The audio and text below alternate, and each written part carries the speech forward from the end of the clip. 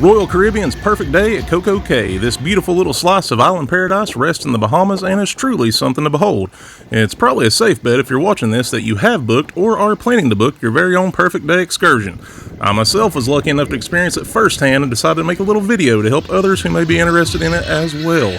Little disclaimer here though, I did not pay for any of the extras offered on the island, so this video will not include in-depth looks at stuff like the Thrill Water Park, Coco Beach Club, and Hideaway Beach.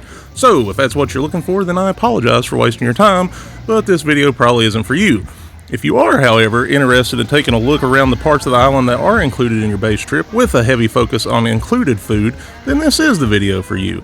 I broke the video into two parts. Part one is just showing different parts of the island like beaches and play areas, and the second part is all about food. So, with that being said, feel free to skip around as much as you want because my viewer retention percentage sucks anyway. This video is accurate as of June of 2023 when I floated in on that little ship on the right, the Vision of the Seas. We was with the Freedom of the Seas there on the left. Probably be two ships when you're here, but the island's plenty big enough. I never felt overcrowded. First piece of advice actually starts on the ship. They don't serve breakfast on Coco Cay Island, so make sure you go to that Windjammer buffet and have you a nice hearty breakfast so you have plenty of energy for the fun ahead. From there, you'll get off the ship just like you would at any port, but now you got these nifty little trams waiting on you. Pretty neat. They had plenty of these little trams cycling around, so no need to panic. There's enough to go around for everybody on both ships.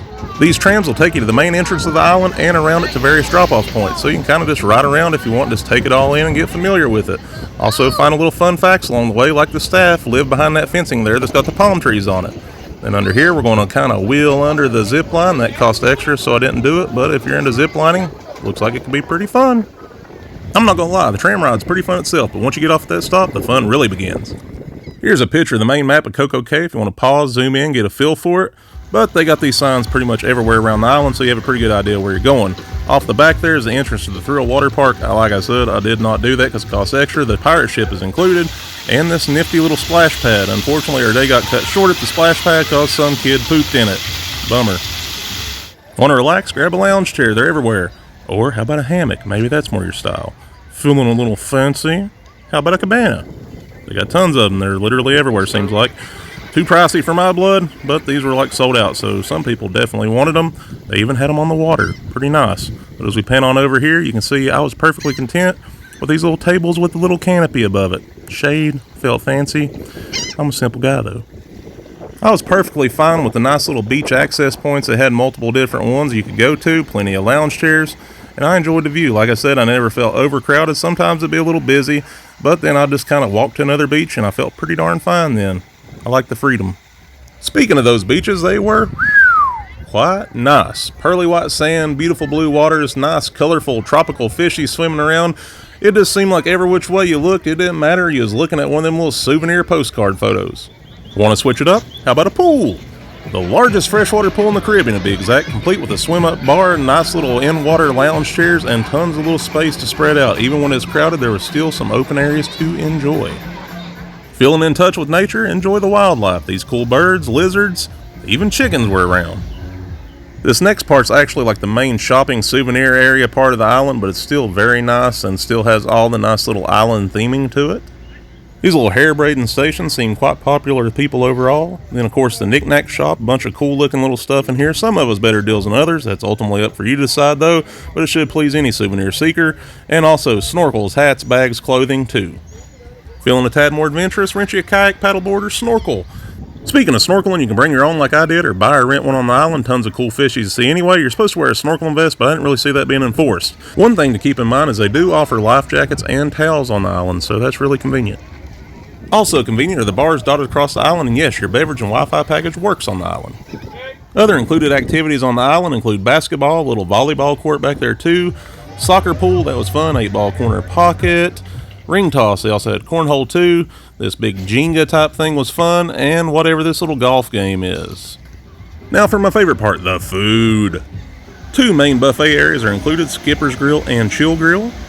Both are quite large and laid out well to help the crowd get through. They offer the same food. You'll see different stations. A lot of it is just the same type of food repeated to help with crowd flow.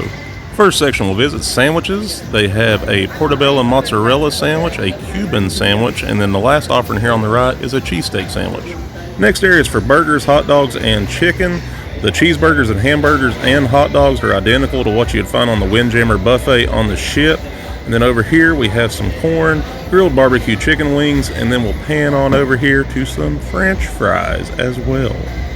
Separate is a toppings area. If you look down here, you'll find some lettuce, tomato, onion, pickle. They also have ketchup, mayonnaise, mustard, hot sauces, and stuff like that. Country boy like me was disappointed they don't have chili. I like chili on a hot dog. Taco time! Here you'll find fresh made soft tortilla shells, some chicken carnitas, and then next to that is some pork carnitas. Then as I slowly pan down, you're going to come across some Spanish rice, and then also black beans. And then at the end is hard tortilla shells if that's more your style. To make things better, they got a topping bar for tacos as well. It's got sour cream, lime wedges, cilantro, tomatoes, various little hot sauces for your little heart's desire there. Then you also got guacamole. I was surprised they had that. Shredded cheese, jalapenos, and lettuce. Next we have a salad bar. It's not like your normal salad bar though. It's got potato salad, a mixed green salad, a pre-made Caesar salad at least, and a cucumber tomato salad. You'll see it just kind of continues down. Like I said, a lot of this stuff repeats to help speed up the crowd. Feeling healthy? They got fruit. Even pre-sliced fruit if you're in a hurry or just feeling a little lazy. Feeling naughty? How about ice cream? Ooh, they got brownies, cookies. Make you a little cookie ice cream sandwich or brownie sundae. That's fun. And then they got juice and water. Like I said, your beverage package does work here, but if you're wanting pop or something like that, yeah, I call it pop. You got to go to one of the bars to get it. So, sorry about that. Be careful sitting outside because the seagulls are literal douches and will grab the hot dog out of your hand. I am serious. We're going to take us a quick little bathroom break and come out and wash our hands. Why? Well, it's time to eat. One last time. You see these little tables and beautiful views coming into frame with the juices? We are at the Snack Shack. Snack Shack has hot dogs, hamburgers, salads like you'd find at the buffets, but two things they have here you don't find there is mozzarella sticks and funnel cakes. And another unique item to the Snack Shack is the crispy chicken. Eat it as a big tender or add it to a salad. Here's a secret sandwich that everyone talks about. It's pretty much just mozzarella sticks, marinara on a chicken sandwich, but pretty tasty. As you can see, I had a lot of fun with it. And I finished off my food adventures with a funnel cake. One more other eating place I'll mention is not included, but you may be interested in it, is Captain Jack's. It's a bar with bar-style food. Like I said, it costs extra, but that may be up your alley.